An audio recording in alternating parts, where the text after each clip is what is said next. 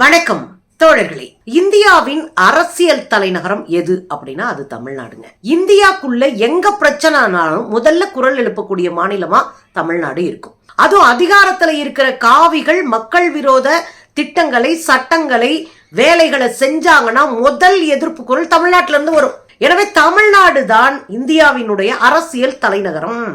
இங்க நம்ம ஆட்கள் ரொம்ப அறிவு சார்ந்து இயங்குறவங்களா இருப்பாங்க, அதுக்கு மாற்று கருத்தே இல்லை. அதனாலதான் அம்பேத்கர் சொன்னாரு, தென்னிந்தியா பகுத்தறிவு பூமியாக இருக்கிறது அப்படின்னு எழுதி வச்சுட்டு போனாரு.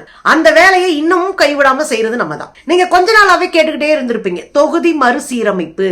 தொகுதி மறுசீரமைப்புனா என்ன? மக்கள் தொகைக்கு ஏத்த மாதிரி மக்களவை தொகுதிகளையோ மாநிலங்களவை தொகுதிகளையோ சீரமைக்கிறது. நிறைய மக்கள் வந்துட்டாங்க, 1 லட்சம் இருக்க வேண்டிய இடத்துல 1.5 லட்சம் பேர் இருக்கிறாங்கன்னா அந்த 1.5 லட்சம் பேர் இருக்கிற இடத்துல அந்த 50,000 எடுத்து இந்த பக்கம் இருக்கிற 50,000 எடுத்து அதை ஒரு தொகுதியா மாத்தி அதுக்கு ஒரு வாய்ப்பை கொடுப்பது. நிர்வாகத்திற்கு அது எளிமையாக இருக்கணும்ன்றதுக்காக தொகுதிகளை மறுசீரமைப்பு பண்ணுவாங்க. இது 1952 எப்ப நம்ம சட்டத்தை ஏற்றணுமோ அப்ப இருந்தே 1952 இருந்து 4 முறை நாம தொகுதிகளை சீரமைப்பு பண்ணிருக்கோம். இது என்ன அப்படின்னா 76க்கு பிறகு நம்மளால பெரிய அளவுல சீரமைப்பு பண்ண முடியல. 2002 கூட பண்ணோம், ஆனா 76ல செஞ்ச சட்டத்தின் அடிப்படையில் பண்ணோம். அப்படி என்ன பண்ணாங்க அப்படின்னா, மக்கள் தொகை கணக்கெடுப்பு மட்டும் இல்ல, ஏத்த இறக்கமா இருக்கு. இப்போதைக்கு நாம 2026 வரை இதே பேட்டர்னை, இதே தொகுதிகளை வச்சுட்டு ஓட்டிடுவோம். அதுக்கு மேல ஒரு மக்கள் தொகை கணக்கெடுப்பு எடுத்து அதுக்கு மேல நம்ம தொகுதிகளை மறுசீரமைப்பு செஞ்சுக்கலாம் அப்படின்னு முடிச்சு விட்டாங்க. இப்ப 2026 வரப்போகுது. இப்ப சங்கிகள் ஆட்சியில இருக்கிறாங்க. அப்ப சங்கிகளுக்கு என்ன அப்படின்னா, ரொம்ப பக்காவா பிளான் பண்ணி நம்ம மட்டுமே ஆட்சி அதிகாரத்துல இருக்கணும், மற்ற மாநிலங்களை ஆட்சி அதிகாரத்துக்கு வரவிடக்கூடாது, மாநில கட்சிகளை காலி பண்ணணும் முடிவோட தான் இந்த மறுசீரமைப்பை கையில் எடுத்திருக்கு இந்த கும்பல். இந்த மறுசீரமைப்பால என்ன அப்படின்னா, மக்கள் தொகையை குறைக்கணும் முடிவெடுத்தாங்களா? குடும்ப கட்டுப்பாடு திட்டத்தை ஒன்றிய அரசு கொண்டு வந்துச்சா? அப்ப காங்கிரஸ் காலகட்டத்துல தமிழ்நாடு போன்ற தென்னிந்திய மக்கள் மிகப்பெரிய அளவுல இந்த குடும்ப கட்டுப்பாட்டு திட்டத்தை அமல்படுத்தினாங்க. ஏன்னா நம்ம எல்லாம் படிச்சதுனால அதனுடைய சாதக பாதங்களை புரிஞ்சுக்கிட்டு அதிக மக்கள் தொகை இருந்தா இந்தியா எப்படி பாதிக்கப்படும் அப்படின்னு தெரிஞ்சுக்கிட்டு நாம என்ன பண்ணா, இந்த இடத்துல மக்கள் தொகையை குறைக்கிறதுக்கு தென்னை மரம், பனை மரம், புளிய மரம்னு அம்பட்லயும் முக்கோண சின்னத்தை வரைஞ்சு தெரு தெருவா பிரச்சாரம் பண்ணி பெரிய அளவுல கட்டுப்பாட்டுக்குள்ள கொண்டு வந்துட்டோம் தென்னிந்தியா.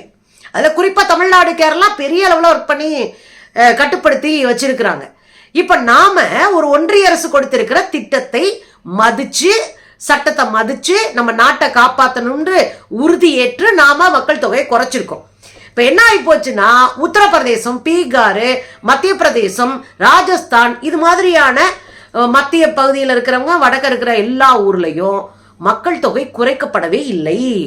இப்ப மக்கள் தொகை குறைக்கப்படலன்னா என்ன ஆகும்? அவன் பாட்டுக்கு பதப்பதன்னு எடுத்து போட்டிருக்கான். இங்க நம்ம 8 கோடி இருந்தோம்னா அவன் 15 கோடி இருக்கான், 10 கோடி இருக்கான். இப்ப நீங்க மக்கள் தொகை அடிப்படையில இந்த தொகுதிகளை பிரிக்கும் போது ஆட்டோமேட்டிக்கா என்ன ஆகும்? நம்ம கம்மியாகும், அவங்க கூடுதலா ஆகும். புரியுதுங்களா? இப்ப நம்ம கம்மியானா என்ன ஆகும்? நம்ம மாநில உரிமைகளை பார்லிமெண்ட்ல போய் கேட்க முடியாது. ஏன்னா அவன் 100 பேர் உட்காந்து கைன்னு கத்திட்டு இருப்பான், நம்ம 30 பேர் உட்காந்துட்டு கத்த முடியாது. நம்ம குறையும்ல, நம்ம தான் மக்கள் தொகையை கம்மி பண்ணி வச்சிருக்கோம்ல. இதுதான் இப்ப இருக்கிற மறுசீரமைப்பினுடைய பிரச்சனை. இதுதான் தொகுதி மறுசீரமைப்புல நாம பாக்குற அச்சப்படும்படியான வேலை. இதுல என்ன ஆயிரும்? தெக்க பூரா குறையுது.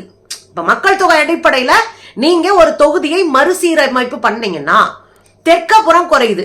கேரளாவுக்கு 8 சீட்டு குறையுது, தமிழ்நாட்டுக்கு 8 சீட்டு குறையுது, தெலுங்கானா அப்புறம் ஆந்திர பிரதேஷ் 2 சேர்த்து 8 சீட்டு குறையுது. இப்போ இதுக்கு கர்நாடகத்துக்கு 4 சீட்டு குறையுது. இது தாண்டி இந்தியா முழுவதும் பயங்கரமா சீட்டு குறையுது. மேற்கு வங்கத்துல சீட்டு குறையுது, ஒடிசாவில சீட்டு குறையுது. இப்ப நீங்க பாருங்களேன், இது எல்லாமே எதிர்கட்சிகள் ஆண்ட மாநிலம். ஒடிசாவில இப்பதான் ஆட்சி மாற்றமே ஏற்பட்டிருக்கு, ஒடிசாவில சீட்டு குறையுது. இதெல்லாம் தாண்டி இன்னொரு விஷயம் இருக்கு. வடகிழக்கு மாநிலங்கள், இந்த 7 சிஸ்டர்ஸ் ஏரியா அப்படின்னு சொல்லுவாங்க இல்லையா, வடகிழக்கு மாநிலங்கள் 7 மாநிலம் இருக்கு. திரிபுரா, மிசோரம், மேகாலயா, நாகாலாந்து, மணிப்பூர், இது மாதிரி 7 மாநிலங்கள் இருக்கிற பகுதி. ரொம்ப வளமான பகுதி, பழங்குடிகள் அதிகமா இருக்கிற பகுதி. இந்த பகுதியில ஏற்கனவே கம்மியா இருக்கு. மொத்தமே 11, இத்தனை 7 மாநிலம் சேர்ந்து 11 சீட்டு தான் மக்களவை சீட்டு. அதனாலதான் இங்க மணிப்பூர்ல 1.5 வருஷமா ஒரு போர் நடந்துட்டு இருக்கு, உள்நாட்டு போர். அதை அடக்க முடியல இந்த கும்பலால. அடக்க அவசியம் இல்லைன்னு நினைக்கிறான், தேவையில்லைன்னு நினைக்கிறான், அந்த மக்களை கிள்ளுக்கிறேன்னு நினைக்கிறான். காரணம் என்ன? அவங்களுடைய பங்கேற்பு கம்மியா இருக்கு. இப்ப மணிப்பூர்ல எல்லாம் வெறும் 2 சீட்டு இந்த 2 சீட்டை வச்சு அவங்க என்ன பண்ணுவாங்க? போயிட்டு போதுங்க, விடுங்க. பாஜக என்ன பண்ணுச்சு? இந்த நாடாளுமன்ற தேர்தல்ல மணிப்பூர் போன்ற ஒரு 2-3 மாநிலத்துல போட்டியிடவே இல்லையே. ஏன் போட்டியிடல? இந்த 2 சீட்டுக்கு அவங்க கிட்ட போய் அடி வாங்கிட்டு இருப்பாங்களா? போயா போதும் போ அப்படின்னு கிளம்பிட்டான். இந்த அயோக்கியத்தனமான முடிவெடுக்க காரணம் என்ன? அவங்களுடைய பிரதிநிதித்துவம் கம்மியா இருக்கு, பங்கேற்பு கம்மியா இருக்கு, அவங்களுக்கு சீட்டு குறையா இருக்கு. அதனால அவங்க அடிச்சுட்டு செத்தாலும் சரி, துப்பாக்கியை வச்சுக்கிட்டு ஒருத்தனை கொன்னு காலி பண்ணி செத்தாலும், ஒரு இனத்தை அழிச்சு போட்டாலும், குக்கி இனமே மொத்தமா அழிச்சே போட்டாலும் வேடிக்கை பார்க்குது இந்த அரசாங்கம். அதுக்கு பின்னாடி இருக்கிற அரசியல் என்ன? வெரி சிம்பிள் அரசியல். பிரதிநிதித்துவம் இல்லை, அவங்களுக்கு பங்கேற்பு இல்லை, வெறும் 2 சீட்டு 1 சீட்டு இப்படிதான் வச்சிருக்கிறாங்க. இப்ப புரியுதுங்களா? இப்போ மறுவரையறை செய்து இப்ப எக்கச்சக்கமான புள்ள பத்து போட்டிருக்காங்க பாருங்க. உத்தரப்பிரதேசம், மகாராஷ்டிரா இந்த மாதிரியான ஊர்களுக்கு அவங்களுக்கு 1 மடங்கு சீட்டு கூட போயிடுச்சுன்னு வச்சுக்கோங்க. குறைஞ்சது 20 சீட்டு 30 சீட்டு கூட போகுது. ஏற்கனவே அவங்க எக்கச்சக்கமான சீட்டு வச்சிருக்காங்க. 30 சீட்டு 40 சீட்டு கூட போயிருது. இப்ப என்ன நடக்கும்? இப்ப தென்னிந்தியா முழுக்க 8 சீட்டை குறைச்சு விட்டான்.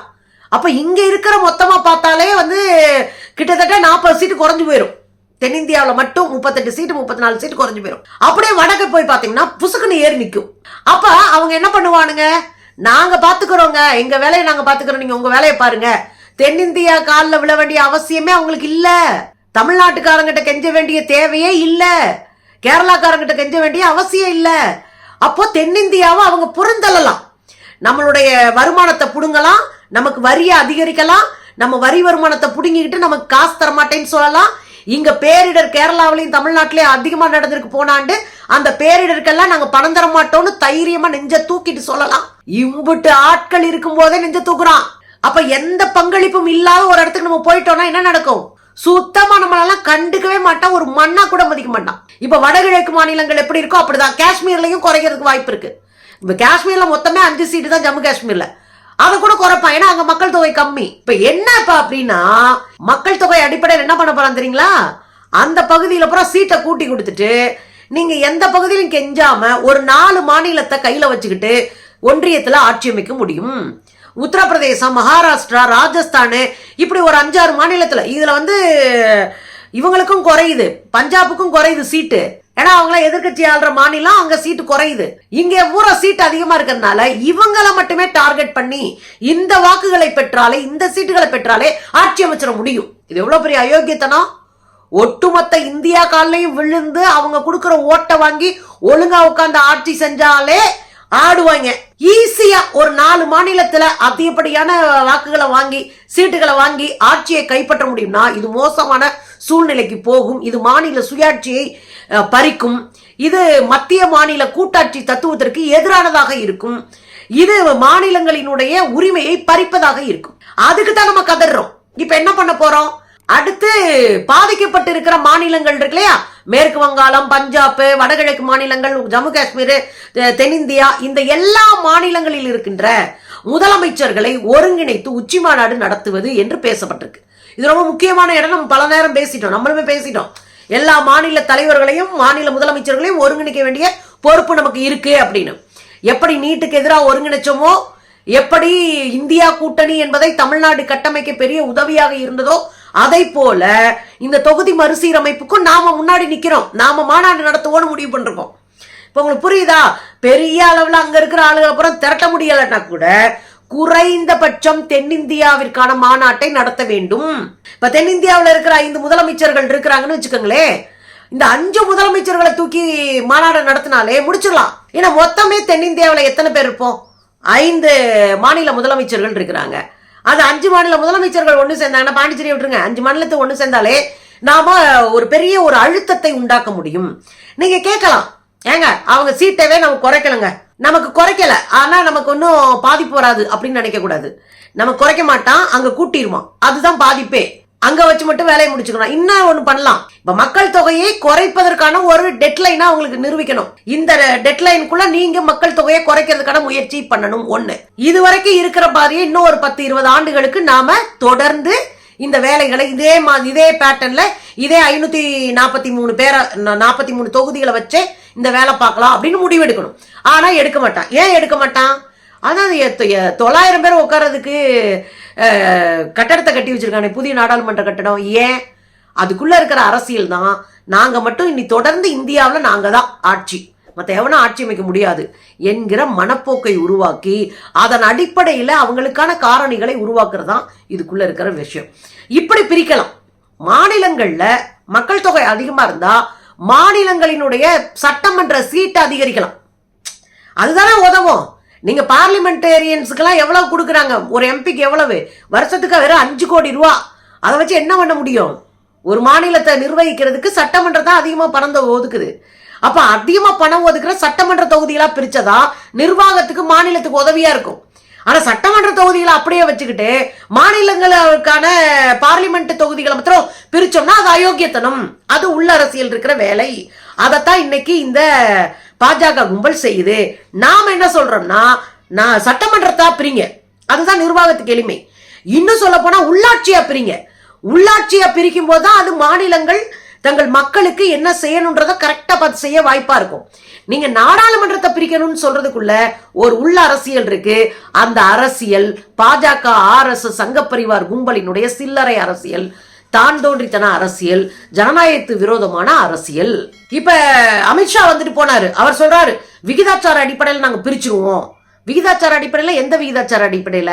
இப்போ நீங்க 700 சில்லற தொகுதி பிரிக்க போறீங்க. நீங்க சரியா இப்ப 40 தொகுதி 543 தொகுதி இந்தியால இருக்கு. இப்ப ஒரு மாநிலத்துக்கு இவ்வளவு தொகுதின்னு கொடுத்திருக்கீங்க. அந்த ரேஷியோவை போட்டு அதே அளவுக்கு கூடுதலாகிற சீட்டை பகிர்ந்து கொடுத்தா கரெக்டா இருக்கும். நான் இப்ப 5 ரூபா வச்சிருக்கேன், 5 சீட் இருக்கேன்ட்ட அப்படின்னா ஒரு சீட்டு வச்சிருக்கவங்க இருக்காங்க, 2 சீட்டு வச்சிருக்கவங்க இருக்காங்க, 10 சீட்டு வச்சிருக்கவங்களும் இருக்காங்க. இப்ப நீ இந்த அடிப்படையில பிரிக்கணும் அப்படின்னா 5 ரூபா வச்சிருக்கவங்களுக்கு எவ்வளவு கொடுக்கணுமோ அவ்வளவு கொடு, 1 ரூபா வச்சிருக்கவனுக்கு எவ்வளவு கொடுக்கணுமோ அவ்வளவு கொடு. இதுதான் பங்கீடு. ஆனா நீ என்ன பண்ற, ஒண்ணுமே இல்லாதவனுக்கு உட்காந்து அம்புட்டி அள்ளி கொடுத்துட்டு இந்த ஊருக்காக உழைச்சவனுக்கு இருக்கிறதையும் புடிங்கிறதுக்குல அது தப்பு. இப்போ இதெல்லாம் செய்யவே மாட்டானுங்க, அதனால தெளிவா இருக்கிறானுங்க. ஸோ அமித்ஷா வந்து உருட்டுனது, இந்த ஆட்டுக்குட்டி உருட்டுனதெல்லாம் வேற லெவல் உருட்டு. அதெல்லாம் தமிழ்நாட்டில் எடுபடாது. இன்னொன்னு என்ன அப்படின்னா, இந்த மாநாடு நடத்துறது மட்டும் இல்ல, ஒரு கூட்டுக்குழுவை உருவாக்கணும்னு இன்னைக்கு முடிவு பண்ணியிருக்கிறாங்க. ஒரு கூட்டுக்குழுவை அனைத்து கட்சி சார்ந்த அல்லது அனைத்து மாநில பொறுப்பாளர்கள் சார்ந்த ஒரு கூட்டுக்குழுவை உருவாக்கிட்டோம்னா அவங்க தொடர்ந்து இதை கண்காணிப்பது, இது தொடர்பான ஆய்வுகளை செய்வது, இது தொடர்பான முன்னெடுப்புகளை பண்றதுக்கு எளிமையா இருக்கும். அந்த வகையில இருக்க போறாங்க. ஆக ஒரு மாநாடு நடத்த போறாங்க, எல்லாரும் வந்துட்டாங்க. இதுல எனக்கு சந்தோஷமான விஷயம் என்ன தெரியுங்களா, ஒரு 63 அமைப்புகளுக்கும் கட்சிகளுக்கும் கடிதம் கொடுத்திருக்காங்க வந்து கலந்துக்குங்கன்னு. நெருக்கி 58 பேர், 58 இயக்கங்கள் கட்சிகள் வந்து கலந்துக்கிட்டாங்க. ஒரு 5 பீஸ் மட்டும் கலந்துக்கல. யாரு அப்படின்னா, அதுல 3 பீஸ் வெளியே தெரிஞ்ச பீஸ், 2 பீஸ் ஏற்கனவே வெளியே தெரியாத பீஸ், இந்த 3 ஜெயிக்காத பீஸ். புரியுதுங்களா? வெளியே தெரிஞ்சாலும் இந்த பீஸ் ஜெயிக்காது. ஒன்னு பாஜக, அவன் தானே அப்பெல்லாம் அயோக்கியத்தனம் பண்ண போறான், அவன் ஏன் வரப்போறான். ஸோ பாஜக வரல. 2வது நாம் தமிழர், அவங்களுக்கு இந்த உள்ளடி வேலை பார்த்து பாலியல் பொறுக்கித்தனம் பண்ணி அதை சரி பண்றதுக்கே அவங்களுக்கு நேரம் இல்லை. அவங்க எங்க வந்து மக்கள் பிரச்சனை எல்லாம் கலந்துக்கிறது. இன்னொரு இது வந்து நம்ம அண்ணன் கிருஷ்ணசாமி, புதிய தமிழகம். இந்த புதிய தமிழர்கள் கட்சி வந்து அறுத்து செல்றதெல்லாம் கதையே இல்லை. அது மாதிரி நாம் தமிழரும் பாஜகவும். சோ இந்த கும்பல் பூரா காவி கும்பல், இந்த கும்பல் ஃபுல்லா வலதுசாரி கும்பல். இந்த கும்பல் எல்லாம் தமிழ்நாட்டிற்கு எதிரான கும்பல். அதனால இந்த கும்பல் வந்து கலந்துக்கல. இன்னும் 2 லெட்டர் பேட் அமைப்பு. நமக்கு என்ன அப்படின்னா, மக்கள் அடையாளம் பார்த்துக்குங்க. யார் மக்களுக்கானவர்கள், யார் நாட்டுக்கானவர்கள்ன்றத மக்கள் தான் அடையாளம் பார்க்கணும். இவங்கெல்லாம் கேடுகட்டவர்கள்.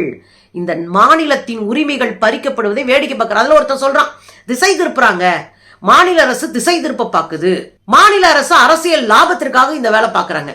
இதுல அண்ணாத்த இந்த பாலியல் ஜல்சா நாங்க சிக்குச்சிலங்க, அது அந்த பீஸு.